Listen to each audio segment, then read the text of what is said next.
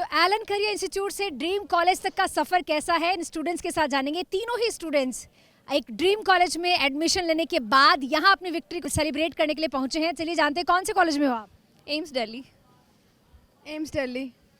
AIIMS Delhi. तो ये तीनों ही स्टूडेंट्स एम्स दिल्ली में फिलहाल तैयारी कर रहे हैं अपने डॉक्टर बनने की। भावी डॉक्टर्स हमारे साथ मौजूद है। अच्छा, कोचिंग में डिसिप्लिन को फॉलो किया स्ट्रिक्टली, और उसके बाद कॉलेज में गए, क्या बड़ा डिफरेंस आपने देखा और कैसे उसे एंजॉय कर रहे हो? मुझे लगता है कि learning is a continuous process.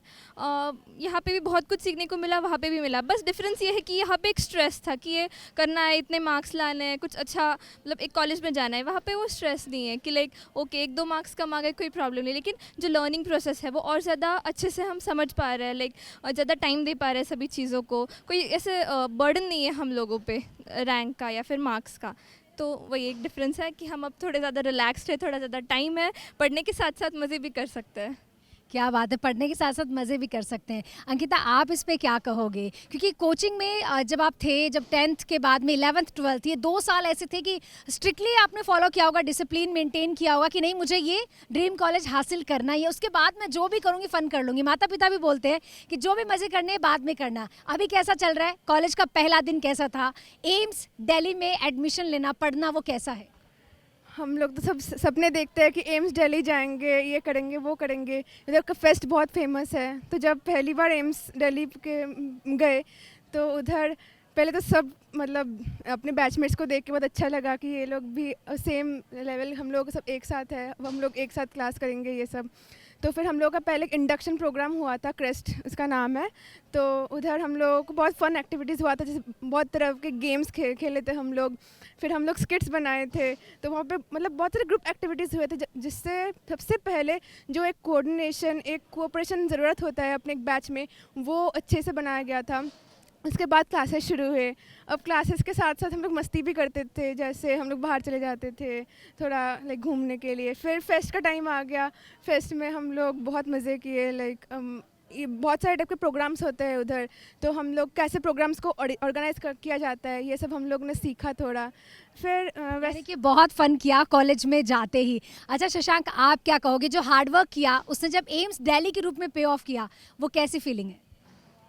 देखिए, बहुत नॉस्टैल्जिक फीलिंग थी। जैसे पहली बार जब मैंने एम्स को देखा था तो मेरी आंखों में आंसू आ गए थे कि इसके लिए मैंने इतने सालों की अपनी तपस्या की थी, इतना पसीना बहाया था, एड़ी चोटी एक किया था, रात दिन एक किया था, वो आज मेरे सामने है और मैं फाइनली अपने ड्रीम कॉलेज में हूँ।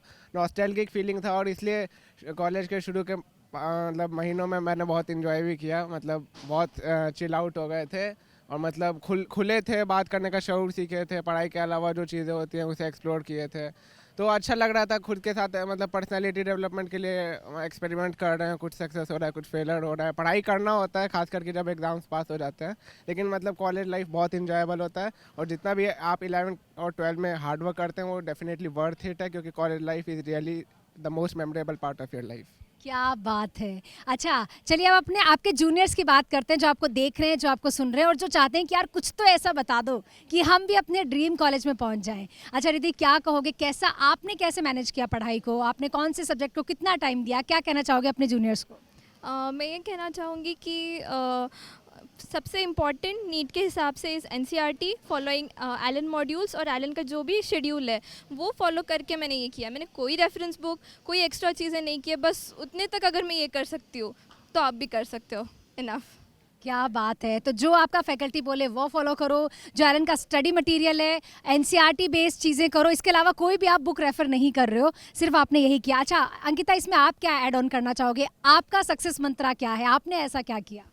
देखिए, मेरा मतलब कोचिंग के साथ स्कूल भी था, तो मेरा एडवाइस उन लोगों के लिए जो दोनों एक साथ मैनेज करना चाहते हैं, तो नीट के जो चैप्टर्स होते हैं वो स्कूल से ऑलमोस्ट कोइंसाइड करते हैं, एक्सेप्ट वो इंग्लिश, फिजिकल एजुकेशन, मैथमेटिक्स।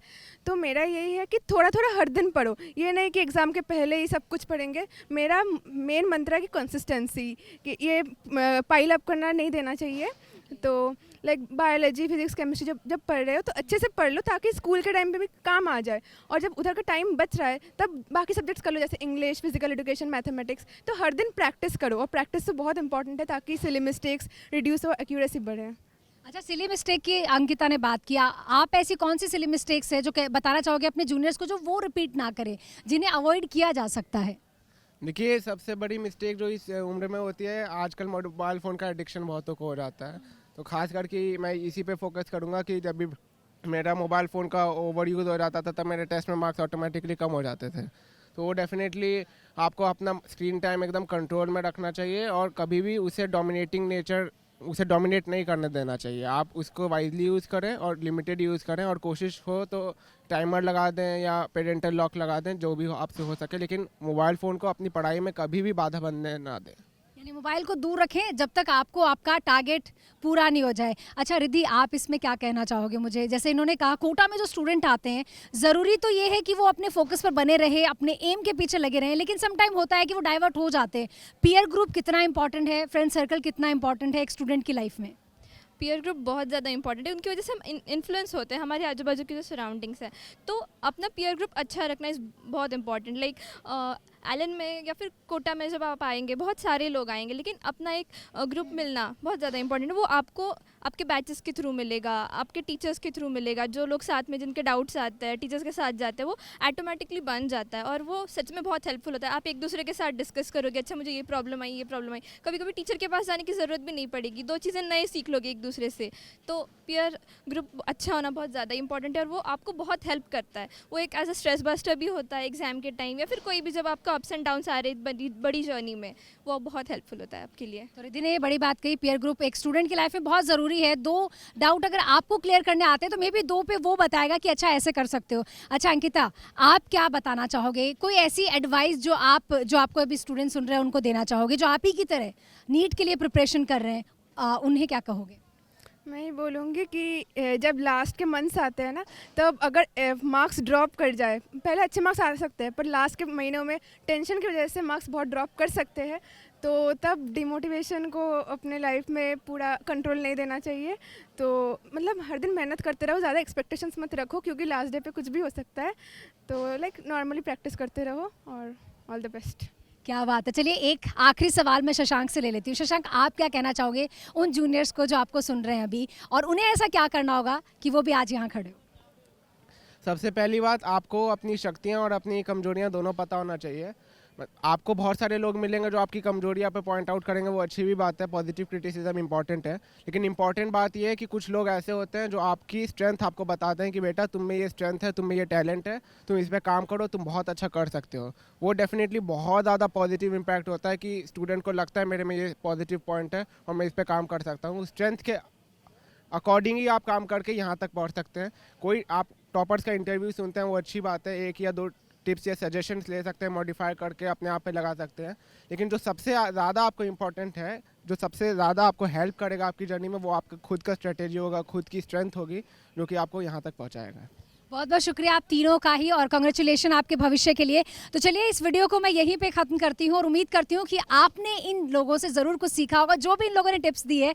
उम्मीद करते हैं कि आप भी अगली बार एलन विक्ट्री कार्निवल में ज़रूर आएंगे।